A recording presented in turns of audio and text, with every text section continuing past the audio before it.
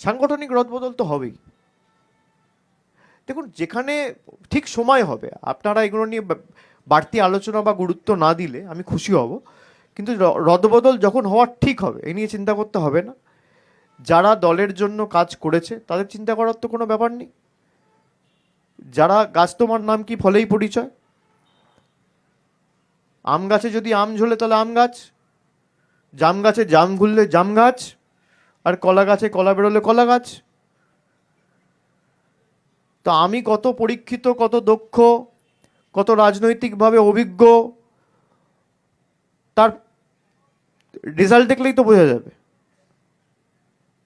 তার পর্যালোচনা প্রসেস শুরু হয়ে গেছে। আমি আগেও বলেছিলাম যে আমি আমার মতো সেটা করে দলনেত্রীর কাছে জমা দিয়েছি। যখন হবে আপনারা দেখতে পাবেন। হয়তো নির্বাচনের পর নির্বাচন ছিল, পুজো ছিল, তারপরে এই বড়দিন টড়দিন ছিল, একটু সময় লেগেছে, কিন্তু ঠিক হবে। সে আমি বলতে পারবো না, সে তো দলনেত্রীর সিদ্ধান্ত। এর সাথে পৌঁছার মাগের কি?